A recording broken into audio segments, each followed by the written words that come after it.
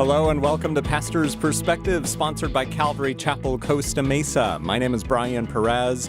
It is Friday, the 24th of June, and we have a very special edition of the program today.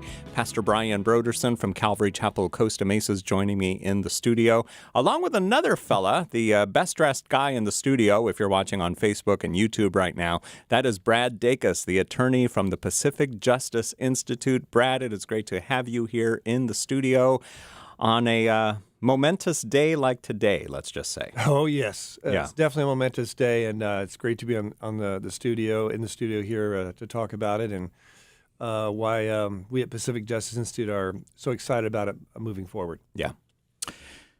You know, Brad, I mean, for many people,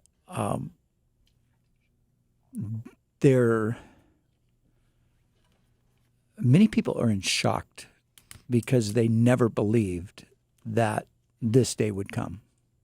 It just seemed like this ruling from 1973, 50 years ago, was kind of set in stone and irrevocable, and this is just the way it will always be. And yet, like Brian said, a momentous day in that the infamous Roe versus Wade decision has been overturned. What do you think? I mean, that's kind of mind-boggling. No, it is mind-boggling in a way, but it's also not as unusual as people might think when they look at other times in history when the court went divergent from the Constitution, the principles of the Constitution, the laws of nature and nature's gods. You know, for example, Plessy versus Ferguson. You know, where you can have separate but equal. On the face of it, that was contrary to the amendments, the 14th Amendment, and yet they came down with something like that. It took decades. You know, Brown versus Board of Education before that was, changed, and then of course you had the Dred Scott decision upholding slavery and reconciling that in that regard. And we as a people, we were told that, but we knew in our conscience and we knew in the premise of the Constitution that this was not right. It violated, once again, the laws of nature and nature's God. Well, in the same way, Roe versus Wade was a blatant violation of the Constitution. The Constitution in no way was intended to not protect the preborn or to allow the federal government to prevent the states from having legislation defining murder, preventing murder with regards to the preborn. And, of course, it clearly violated the laws of nature and nature's God, natural law. So, in a way it's surprising, but it's something that so many have been working so diligently on because we knew from the beginning that this was a bad precedent. And even some from the left who were actually for abortion rights said, you know what, this decision, the way it was put together and rationalized, it really doesn't make sense. It's a very weak decision. Yeah. So what do you say to the person who is sort of looking at this from let's just say the left side, looking on and thinking that this is all a religious conspiracy? This is driven by crazy fundamentalist Christians. The court has just succumbed to that kind of pressure. Is this a religious decision that the court has passed? Oh, absolutely not. It's definitely not a religious decision. It's a decision premised upon the Constitution and the interpretation of the Constitution. Roe versus Wade. Basically, what they said was, "Golly gee, we don't know when life begins." So we're just going to say it doesn't until the baby's born effectively and women can have an abortion. And they did the trimesters. They arbitrarily did 3 months, 3 months, 3 months. Then later on the court said, well, in the Casey case, they said, well, if a baby can survive outside the mother's womb, then that's okay. You can protect that baby. But even Sandra Day O'Connor in that decision, she said, there's a little problem here because we're basically premising the right to life and personhood on the medical technology of the day. So if a baby's conceived in 1940, and they're their viability point is much later. Oh, too bad, they're not a person. But if you happen to be born in the year 2000, well, then you're a person because technology allows you to survive outside the mother's womb at an earlier state. It made absolutely no sense. Once again, a clear violation of the laws of nature and nature's God, presupposing something based on the medical technology of the day. So Casey was a very weak decision as well. And, in the past, people don't understand, states have been defining personhood. They have defined what is murder. So you go to one state, they have different rules. Say, this is personhood, this is murder, this, that's how the states work. That's their job. And then with Roe versus Wade, they said, yeah, you can define personhood, except when it comes to a woman wanting to abort her baby, then it's not. Like, for example, in states across the country, if a third party decides he sees a woman's pregnant and says, what, you're pregnant? I'm going to slam you in the stomach with my fist. I'm going to cause you to miscarry. I'm going to kill that unborn baby. States could prosecute that person for murder. Mm-hmm. And states have those statutes all over the place for murder. How is it logical, and it's not, to say that is a person that you can be prosecuted for killing and for murdering if you're this person, but it's not a person, it's just a blob of cells if you're the mother or the doctor. It's illogical, and this had to come to an end, and it had to be brought back to the states. Yeah. I mean, that makes zero sense. I mean, and the thing I was thinking about when we were talking earlier is how these two kinds of things coexisted for a long time, right? Yes, decades. Right. Decades they coexisted. And, I remember in law school, it made no sense. I had a professor who was dealing with property law, and he said, at the point of conception, that's a person entitled to full inheritance rights. So even if the father doesn't know that they've conceived, he dies, there's two kids, and this is the third one. Even though he's not mentioned in the will, he's conceived, he's considered a person for inheritance rights. Wow. And I raised my hand, as I often did, and I said, professors, I want to make sure I've got this right. So you're saying when it comes to property rights, there's full personhood at the point of conception, but right now with Roe versus Wade, there's that person is not entitled to the more fundamental, basic right to life. Professor, how does this reconcile? And he looked at me and says, I know where you're going, and we're not going to go there. And he said, next case. Wow. They knew it. Yeah. They themselves knew it. Crazy. We're so blessed to have a guy like this on our side. It's Brad Dacus from the Pacific Justice Institute. We're talking about a bunch of things that the Supreme Court has done in the last few days, but we're starting the program by talking about the overturning of Roe versus Wade earlier today, June 24th. Mm-hmm. And it's just one of those days that we'll probably mark for years on end. Oh, yeah. The 1-year anniversary, the 2-year anniversary. Yeah. Well, a couple of weeks ago, Brad and I were sitting down having a chat about a number of things, and the discussion came up about the leaked brief, and I asked him what he thought, and he said, "Oh, it's a done deal." He said, "There's right. no going back on it," and not after it was leaked. After it was after leaked. Yeah. The justice had no choice but to stand by their decision. Yeah. Otherwise, they would be succumbing to mobs and who knows what, and they can't let that be established as a precedent. Yeah, but and I mean I knew obviously this was in the air, but honestly this morning I got up and I was just scrolling through Twitter and suddenly boom, Roe versus Wade has been overturned. I was like, oh my gosh, it happened, and it happened today.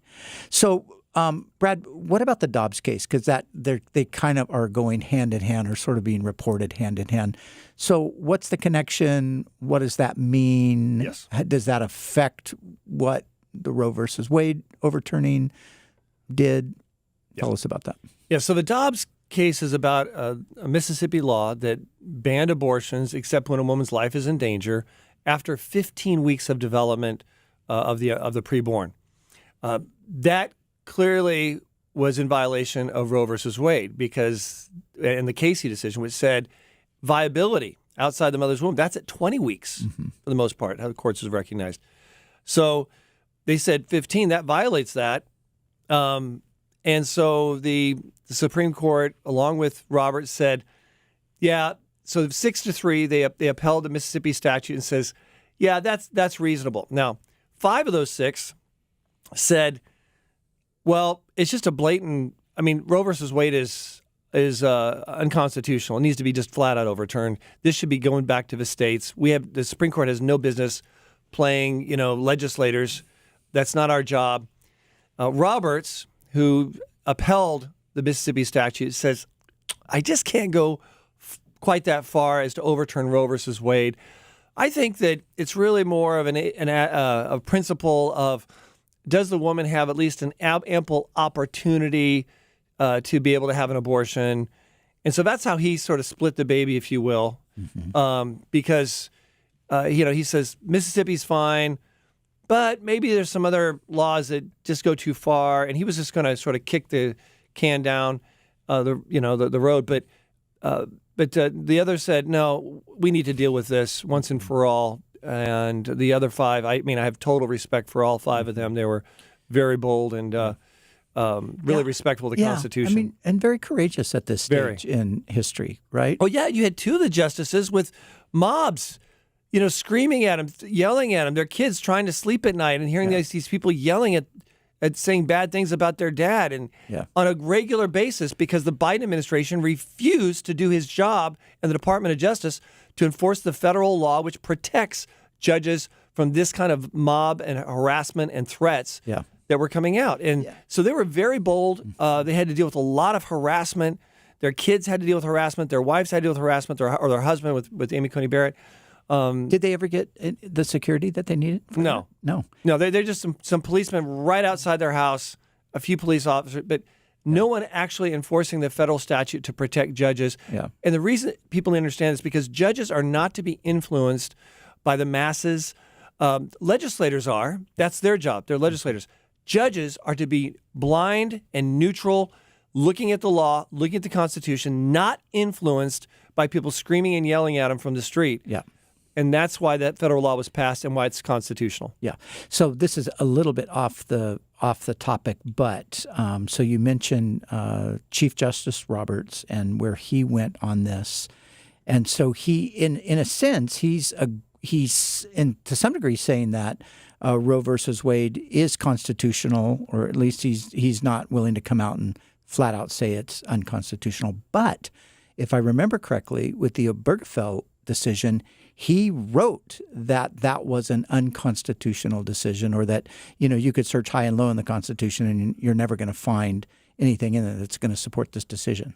Right. Correct? Yeah. So exactly. So Roberts is interesting. So he's very unpredictable. Mm-hmm. I sort of call him the 14-year-old on the bench. Mm-hmm. You're just you're not really sure what his feelings are, where he's going to come out. Before he was Chief Justice, he seemed to be a fairly reliable conservative in terms of what does the law say, what does the Constitution say, what was it intended to say. I mean, that was pretty much it.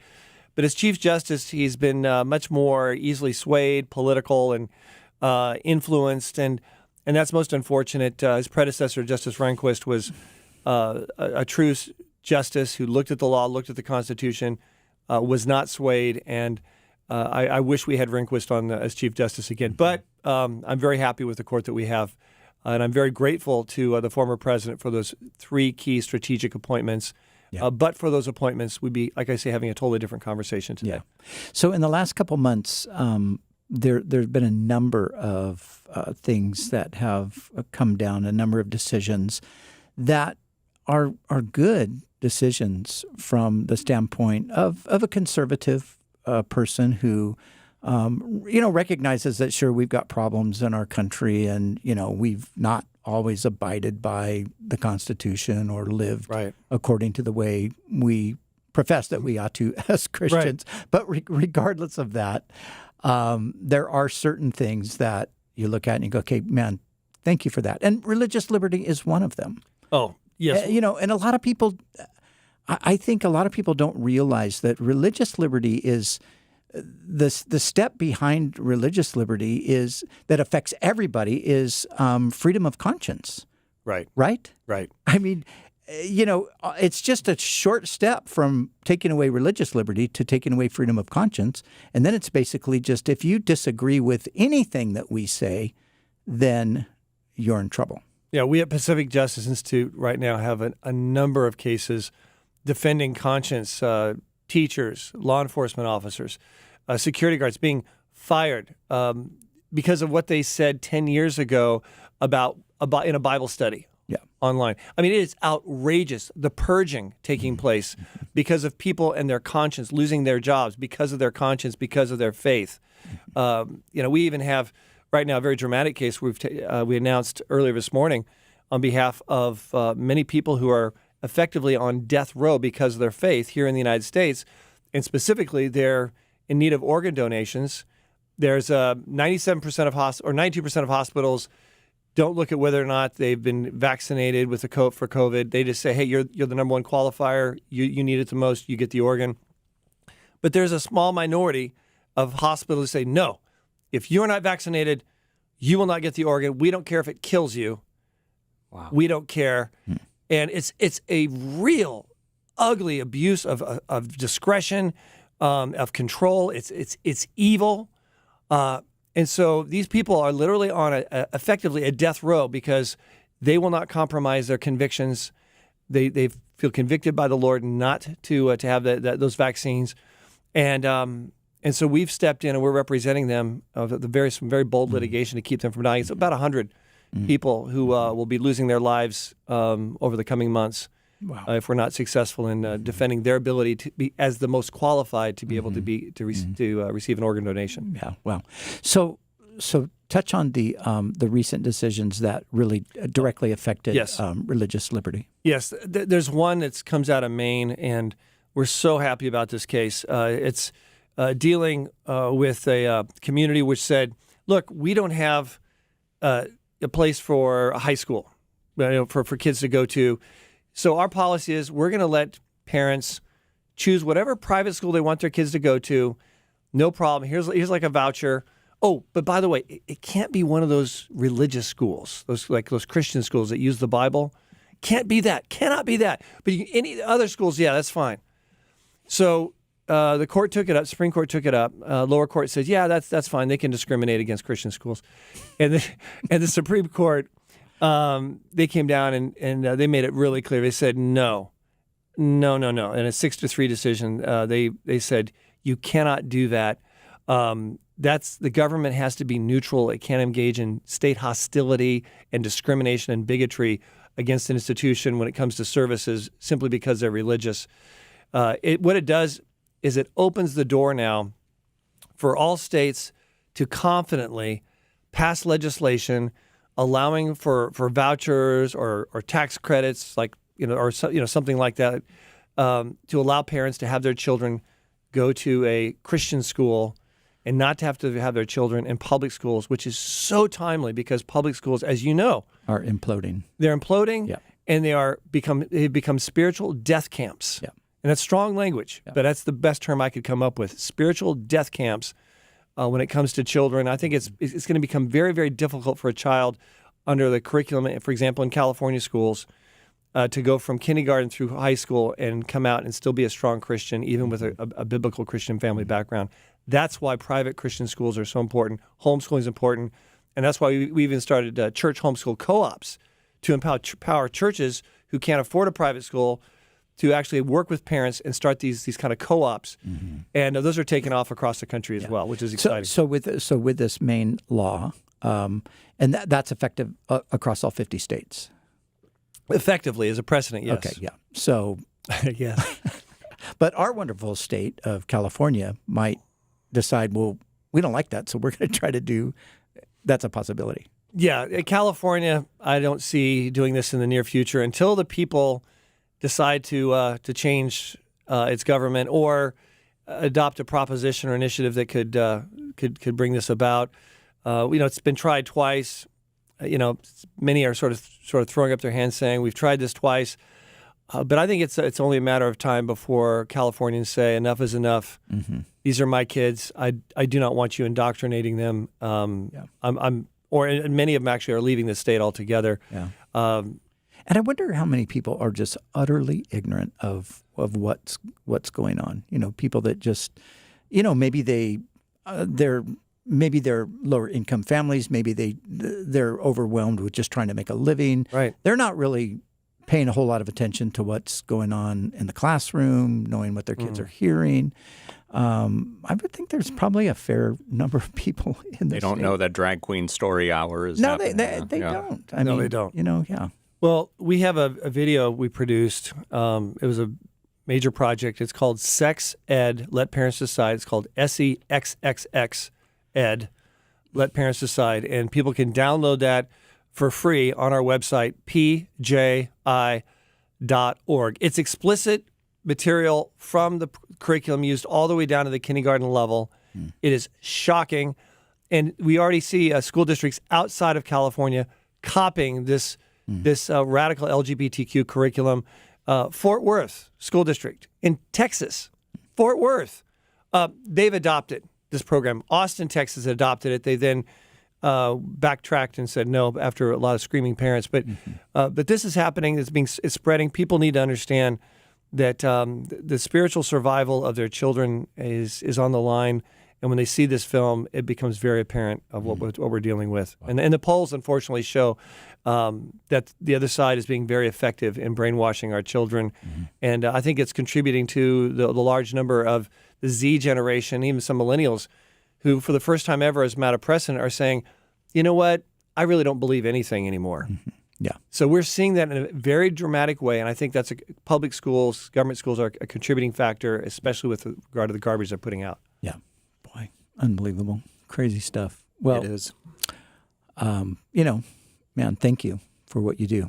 Well, it's my pleasure. And then, of course, the Second Amendment. Yes. Let's talk about that. Yeah, that was another major decision for people who appreciate the original intent of the Constitution. Yeah. State of New York or the city of New York said, you know what, we're not going to. You can bear arms. You can have a gun in your home, but you can't bear arms outside your home. Now, the Constitution protects our right to bear arms. It doesn't say only inside your home.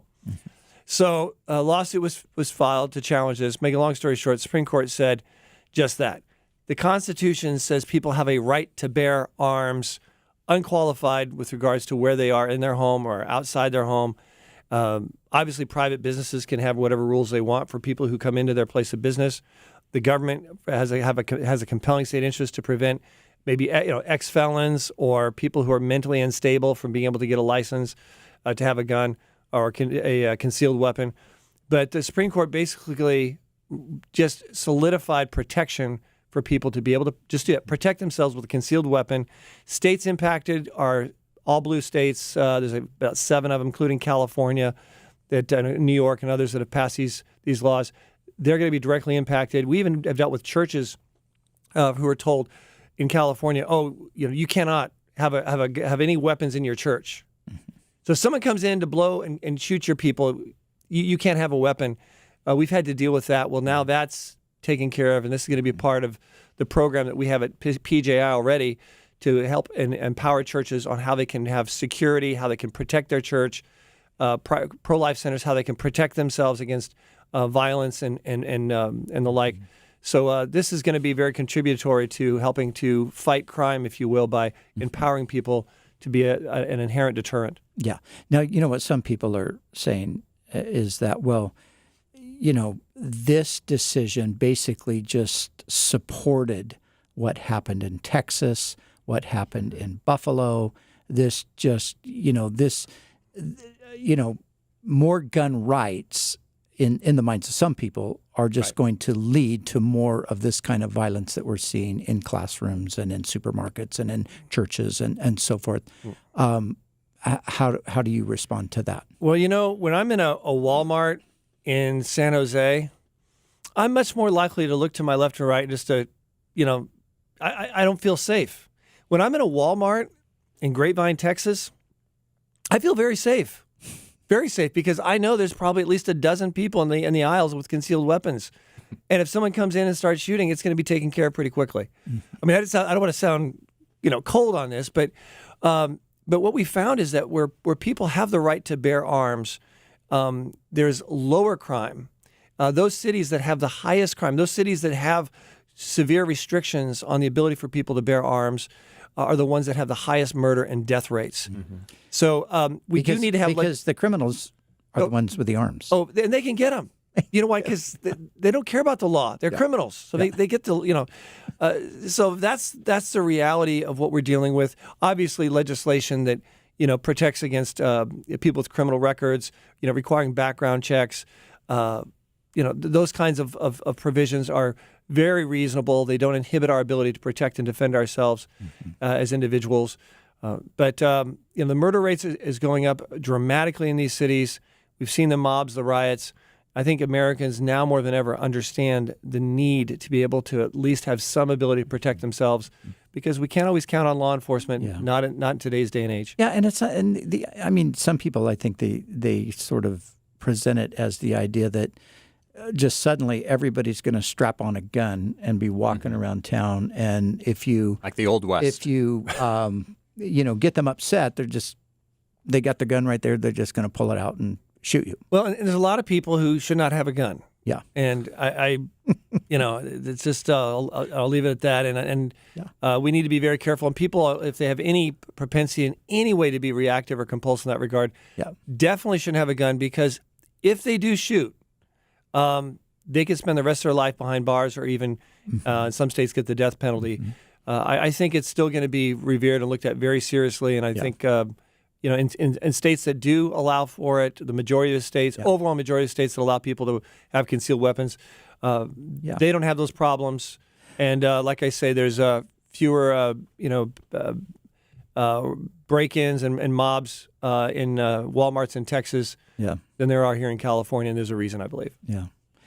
Yeah. So what about this argument? Look, when the Constitution was written, they basically gave you permission to own a musket. But now we've got these high-powered, military-grade AR-15s and AK-47s, and surely the Constitution was not at all thinking that. So if you want to get a musket, fine. That's what the Constitution was about. But this other stuff, no way. The Constitution does not, the Second Amendment does not refer to this kind of stuff that we're talking about. Well, today. it doesn't, because they didn't have those weapons back then. But it's interesting to note the Second Amendment at no time limited the type of weapon, even for that time, number one. Number two, people say, well, you don't need a AR-15, whatever, to go hunting. That wasn't the purpose of the Second Amendment. Right, exactly. It's to be able to protect and defend ourselves. Now, it's up to legislatures to decide, what is reasonable opportunity for people to protect and defend themselves versus not. And that's an issue up for debate for our legislators to deal with. But that is a question. What is allowing for reasonable defense of themselves, of their families, versus beyond that, which invades the welfare and safety security of society. And that is a question up for debate, and I think the Constitution allows for that debate to happen. And the Constitution intentionally put within that the right to protect yourself against an oppressive government. Absolutely. Right? In fact, that was the core reason why it's the Second Amendment right after the First, because they weren't sure that our government was going to work. There's nothing but corruption and monarchs at that time. This was a great experiment. In fact, the founding fathers said it's, but for a moral people, do we have any chance for this to work? That they did want there to be a final resolution. If it doesn't work, then the people need to have the ability to take back their government again. And the only way that can happen is if they have the ability to bear arms. That is paramount. And people say, well, it really doesn't apply today. Well, there's many of us who've seen our freedoms and liberties challenged enough that that is probably an important thing to keep in our Constitution. Yeah, and if you know a little bit of history, you know that that's not far from any society. Correct. Only one generation away. And for people who don't know their history, what are some good resources? Because to a lot of people listening, this might be new to them. Oh, yes. They may not realize that, the part about the oppressive government and all that. We'll talk about that in a little bit. We've got to take a break right now on Pastor's Perspective. Brian Perez here with our special guest, along with Brian Brodersen, Brad Dacus from the Pacific Justice Institute. We're here to talk about the Supreme Court and the decisions that they've been handing down over the last few weeks. Not taking phone calls today, maybe second half, but probably not. PJI.org is how you can find out about Brad's organization. Back in a couple of minutes. Hang on.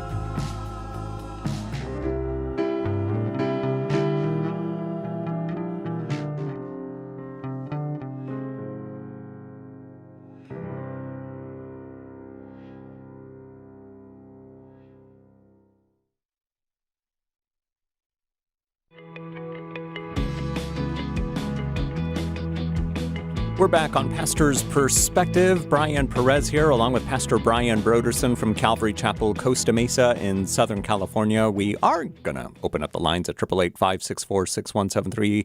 Attorney Brad Dacus could not stay with us for the second half of the program, but you can find out more about him at pji.org. His organization is the Pacific Justice Institute, pji.org. His program, called The Dacus Report, is heard on many of these same radio stations, including our flagship station, K-Wave, Saturday mornings at 10:30, and our sister station, KSDW, Saturday afternoons at 12:30. You can get the K-Wave app downloaded to your phone or tablet, and then that way you can listen to it. But right before the break, I mentioned history and how some people... We're so the news cycle and everything. A lot of people just base their knowledge based on what they see on their favorite news channel. So a lot of the things that Brad was mentioning, that you were mentioning, might be new to people. They may not realize why some of these laws were passed. And of course, I think there are certain people that it's in their best interest to not either. To intentionally conceal that stuff, or perhaps they don't even know themselves. But that, and I'm glad Brad said that. That there is a reason why it's a Second Amendment, and ultimately it was to protect yourself against a potential oppressive government. Because remember, everybody came here. The Pilgrims certainly came here and fled oppressive regimes in Europe. That's part of what drove them to come. So they didn't want to see that repeated here.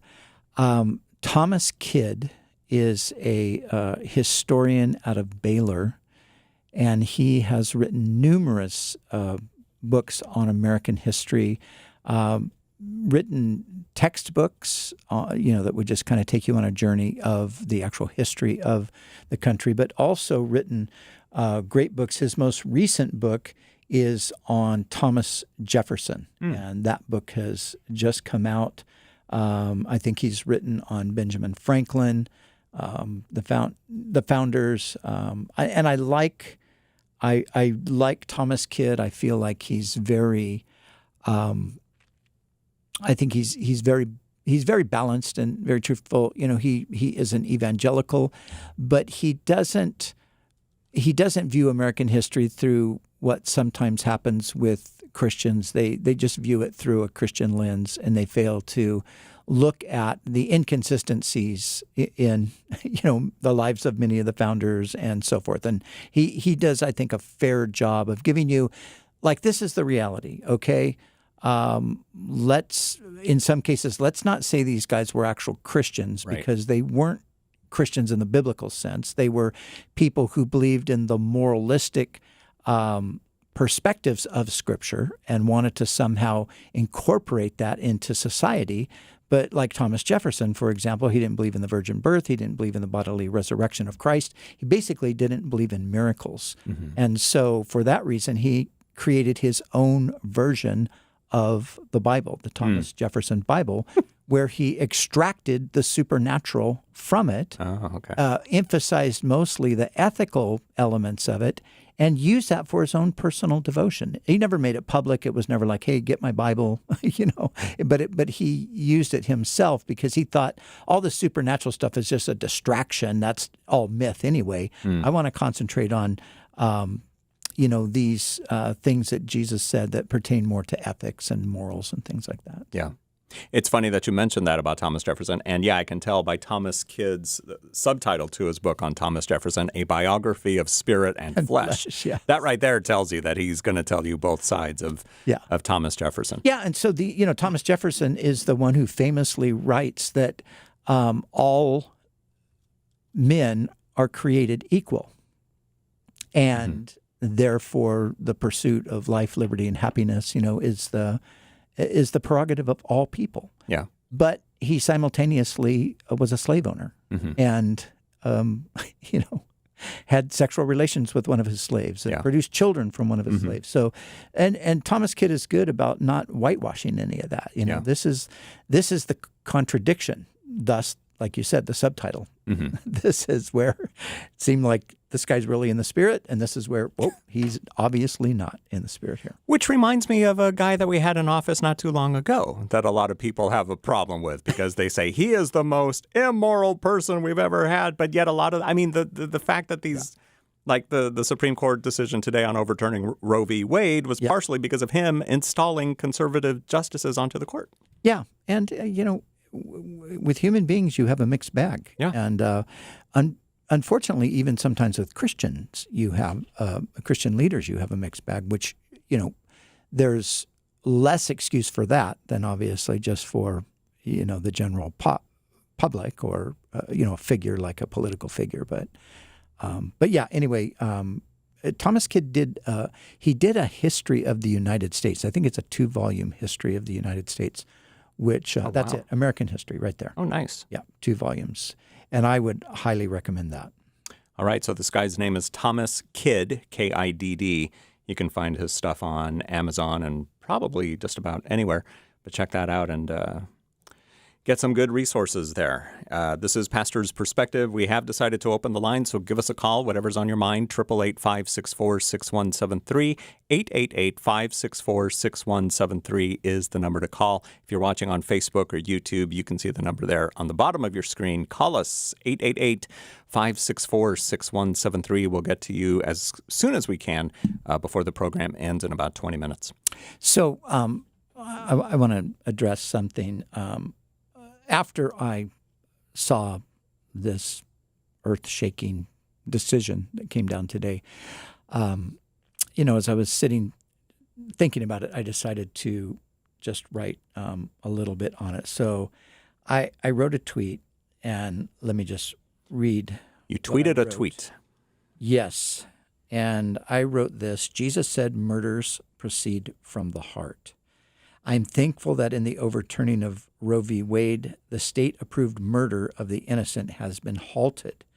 Now that the law has changed, let's continue to pray for hearts to change. Yeah.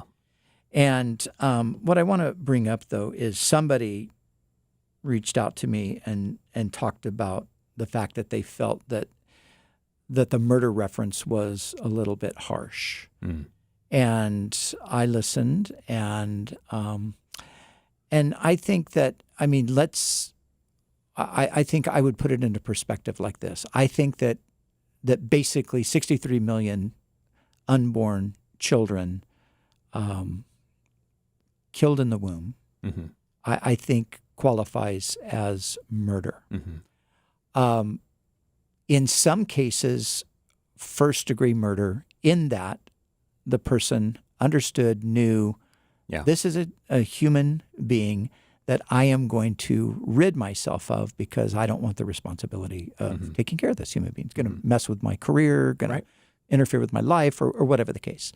But also, obviously, there are many people that would have had abortions who didn't understand it in those terms. They didn't understand, because there was a debate for a long time about, just exactly what is being aborted. That's where we get the term fetus. Fetus was a convenient way to avoid the possibility that it's actually a baby.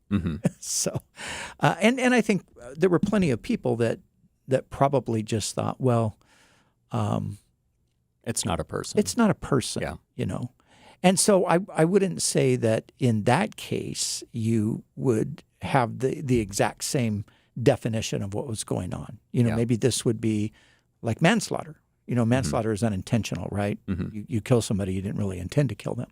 So maybe it's something like that. But the biggest concern of the person that I was talking to, a person that I really, really love and respect, was that there are inevitably women out there who, for whatever reason, have had an abortion, and to sort of label them as murderers does not help them through whatever emotional crisis or aftermath. Yeah. And, in the end, I agreed. I thought, I agree with that. And I've never, I don't speak that way from the pulpit. I've certainly, and I went on to say to the person, look, I've been in ministry 40 years. You know how many hundreds of women I've counseled that have actually had abortions? And I've never once said, oh, you're a murderer, you committed murder. Right. That is not the way to navigate those kinds of things. So I just wanted to clarify that for anybody who might have read that. I mean, I know some of you thought, it's about time Brian spoke out about this stuff, because some people are mad that they think that I actually voted for Biden because he was pro-abortion. And who knows how people get twisted ideas like that. But I, at the same time, I don't want to, give the impression that abortion is an unpardonable sin. And there are many women who have lived probably with decades of regret for having aborted. And maybe some that didn't even know at the time what was actually happening, who came to understand later what did happen, and then deeply regretted that. And I don't want any of them to think that they are beyond God's mercy, grace, forgiveness. Move on, a clean slate as you confess to the Lord.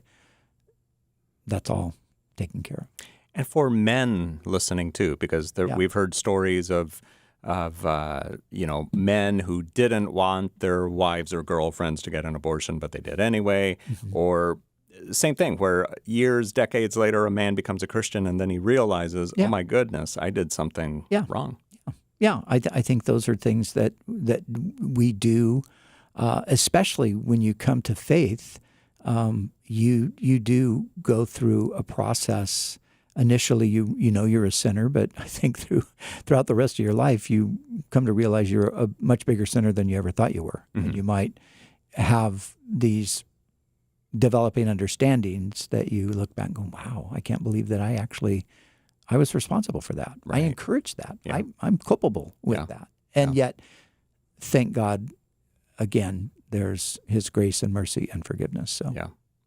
888-564-6173 is our telephone number today on Pastor's Perspective. If you want to talk about this issue or something else entirely, we've got about 15 minutes left, 12 minutes left, something like that. So give us a call, 888-564-6173. Brian Perez here with Brian Brodersen, the senior pastor of Calvary Chapel, Costa Mesa. I saw a post or something on Facebook today where a Christian reminded other Christians, okay, let's not gloat over this necessarily. I mean, this is great, but let's not, because this is going to further divide the nation. It's going to, I guess what I want to ask is, what should be the church's stance? I mean, our stance stays the same, but it shouldn't be like we won. Yeah. Where do we draw the line? Well, I mean, we need to maintain a posture of humility and grace and thankfulness. I mean, we're thankful that however this rolls out across the country, and like Brad said, now basically all the Supreme Court did was say there's no place in the Constitution for the decision that was made on Roe versus Wade. So we're going to overturn that because it never should have been placed as law anyway. And what should have happened is the states should have been the ones to decide on their policies regarding abortion. So that's essentially what's happened. So it's gone from a federal government issue to now becoming a state-by-state issue. And as Brad also said, of course, it's going to vary from state to state. Some states are conservative, and some states have already been enacting laws, that were pro-life. And then there are other states, like the one we live in, that, of course, our governor is committed, publicly committed to making this a haven for those seeking abortion. Yeah. And so it's going to come back down to the state. So, but what I have seen, read, heard a number of people say that our work is still ahead of us as Christians. Yeah. And we need to think more in terms of how do we care for women who are pregnant and don't necessarily want to be pregnant, but also realize that they don't want to do anything. They don't want to cross a state line to go get an abortion or something like that. And I think in a lot of ways, the church is always getting beat up on and piled on. And of course, sometimes there's valid reasons for that in certain segments of the church. But, by and large, just simple people who love Jesus and care for others have been working in these areas for decades. The crisis pregnancy centers that don't offer abortion as an alternative, but offer adoption as an alternative, and come alongside of a young lady and walk her through her pregnancy and assist her with counseling and with the various things that they need. So Christians have been doing that. I think we just probably need to do it more. Yeah. And I think we will. We'll step up. We've been involved here with a ministry called Saving the Storks, and we've had them out a number of times, and that's exactly what they do. They have their medical van. They would pull up at places. They have their what's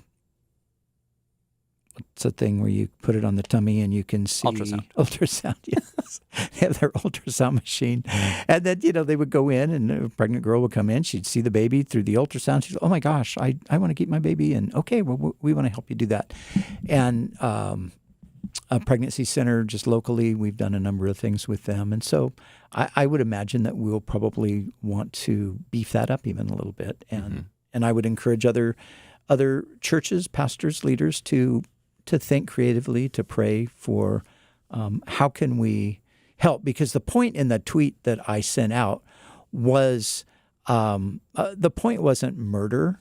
I wasn't trying to emphasize that part of it. I do in the end think that is what we're dealing with.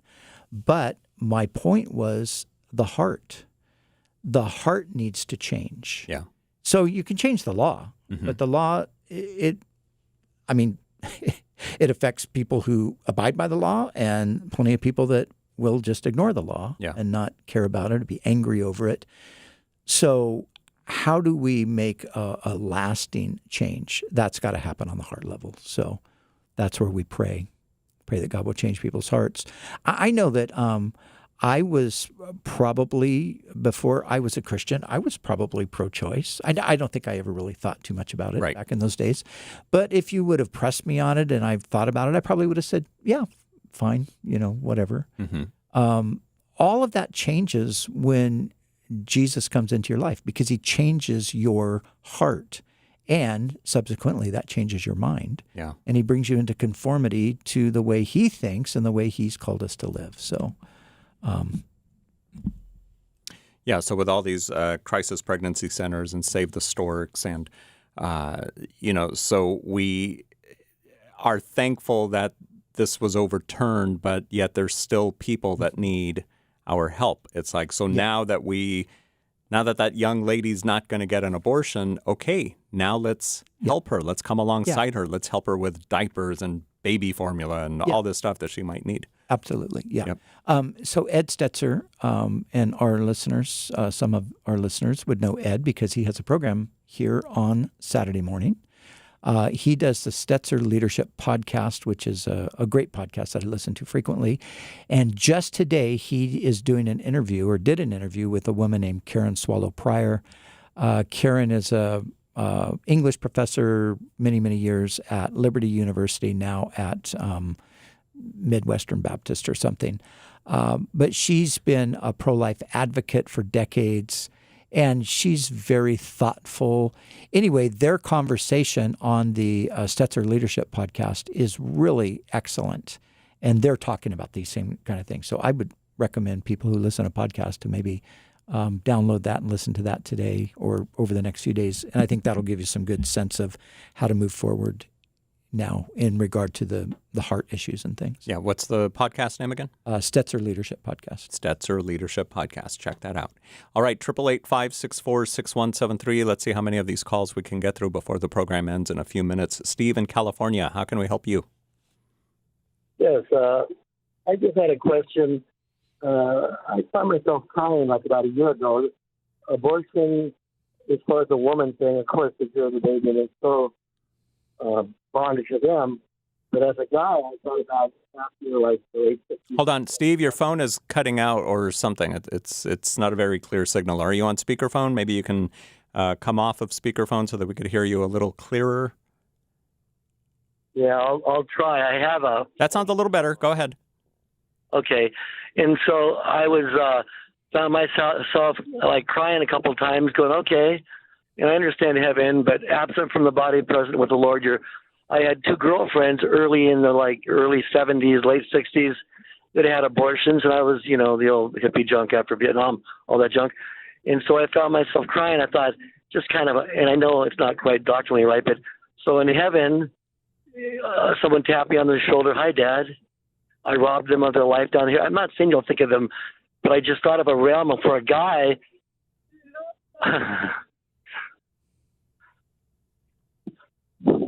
Are you okay, Steve? Yeah, it's just a real realm, reality. I robbed them of their life on earth. And I know there's no condemnation, but there's some consequences. And so for a guy, your girlfriend's having an abortion, it's like not a big deal maybe before you get married and you're after high school a little bit. But the reality is that baby, it was a child in absence from the body, presence of the Lord. And I robbed them of their life on earth. Mm-hmm. Mm-hmm. Yeah, and I think, Steve, you're right. I mean, that is a reality that has happened, and but thank God that you're forgiven and reconciled to Jesus, and thank God that child, went to be with the Lord. I do think that children who are aborted, they are automatically brought into the presence of Jesus. I mean, we don't know the details of that, but that's just my thinking on it. So, but I get it, and I get the emotion, and I understand that, and I think that's perfectly, predictable for a sensitive person and for a person who, again, from a Christian perspective, realizes, wow, this is what I did, but God is in the business of healing and reconciling. And won't it be a day when somebody taps you on the shoulder and says, hi, Dad? Yeah. Yeah. And so, Brian, that is called the Stetzer Church Leaders Podcast. Oh, got it. His old podcast was Stetzer Leadership. So he keeps changing podcasts. So all right. Get your act together. Yes, please do. I want to ask a similar question. You mentioned the tweet that you posted, and it's about changing the hearts of people. Another thing that people have been talking about lately, and over COVID, we saw an increase in the use of chemical abortions. So now it's going to be the kind of thing to where, yeah, abortion may be illegal now in Texas, but you can maybe buy the pills online on, I don't know, if Amazon or whatever, but get them from California, and the same thing happens all over. And I mean, this is, I think the victory is that you no longer have a federally sort of sponsored is maybe not the exact right word, but you no longer have the federal government stating that there is a constitutional right to an abortion. I think that's the big victory right there, because I think that's just that's problematic in a multitude of ways. But like we said already, the battle is going to come down to each individual heart, and you're not going to stop somebody who wants to get an abortion. They're just going to go where they can get one. Yeah. And the fear it's going to turn into a back alley thing and all of that. I think those are quite often very exaggerated. They're just used as rhetoric, to try to support the position. But, what are you going to do? Yeah. I mean, the morning after pill or whatever, if somebody lives in Texas and ends up getting it, I don't think anybody's going to go out and arrest them for it, but, Yeah.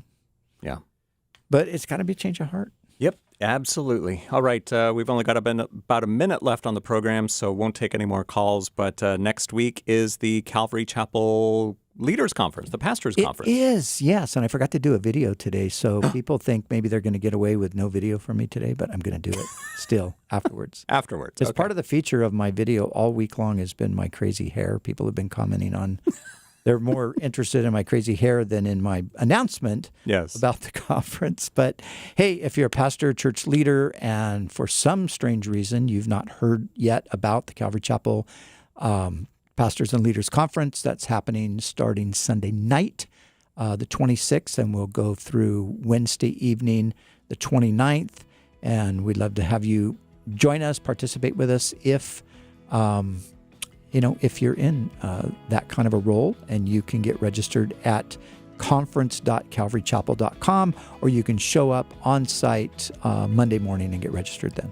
All right, conference.calvarychapel.com. And speaking of Calvary Chapel Costa Mesa, special guest speaker this Sunday morning at 8:30 and 11. Pastor Brian, who is it? 10 seconds. It is my friend Ray Ortland. Yep, going to be a great message. If you have our K-Wave app, you will hear that message the 11 a.m. Pacific time. We're going to carry that one live. Thank you so much for listening to Pastor's Perspective. God bless you guys. See you at church on Sunday. Pastor's Perspective is sponsored by Calvary Chapel Costa Mesa.